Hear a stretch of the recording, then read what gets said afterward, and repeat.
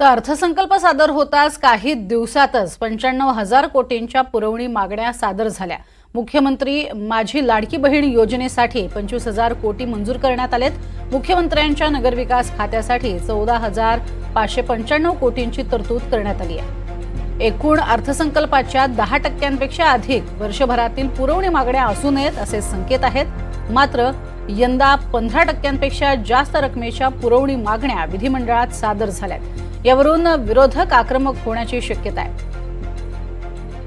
विभागवार तरतूद नेमकी काय करण्यात आली आहे तीही आपण पाहूयात। महिला आणि बालविकासासाठी तरतूद करण्यात आलेली आहे 26,273 कोटींची।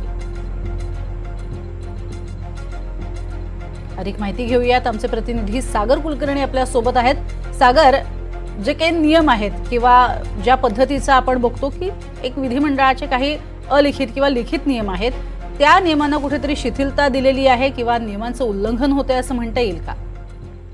वास्तविकतेत काल वित्तमंत्री अजित पवार यांनी ज्यावेळेस पुरवणी मागण्यांचं विवरण पत्र सादर केलं, त्यानंतर विरोधकांनी प्रचंड मोठ्या प्रमाणामध्ये गदारोळ सुरू केला। आपणास माहित आहे की जयंत पाटील जे जवळपास ज्यांनी 8 अर्थसंकल्प राज्याचे मांडलेले आहेत, राष्ट्रवादी काँग्रेस शरद पवार पक्षाचे ते प्रदेशाध्यक्ष आहेत, पाटील यांनी थेट आक्षेप घेत अजित पवारांकडे टीका केलेली आहे। त्यांचं म्हणणं स्पष्ट आहे की राज्याचं बजेट आपण यापूर्वी मांडलं होतं आणि त्यानंतर आज जवळपास 94,000 कोटीच्या पुरवण्या मागण्या मांडताय। राज्याचा अर्थसंकल्प हा तुटीचा अर्थसंकल्प आहे। अशा परिस्थितीमध्ये पुरवण्या मागण्यांची इतकी मोठी रक्कम कशी काय?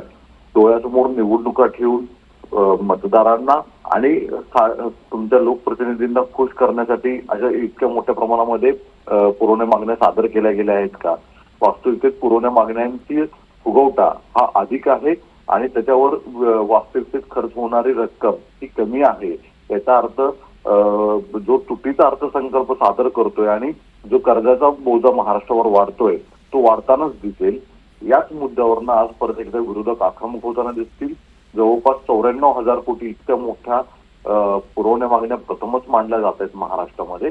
अशा परिस्थितीमध्ये राज्य सरकारच्या विरोधामध्ये विरोधक एकत्रित आंदोलन करतील, सभागृहामध्ये भूमिका मांडतील, पण जवळपास स्पष्ट दिसून येतं की लोकप्रतिनिधींना अजित पवार यांनी विधानसभा निवडणुकीच्या आधी जवळपास 75 ते 100 कोटी रुपये प्रत्येकी मतदारसंघामध्ये दिलेले आहेत।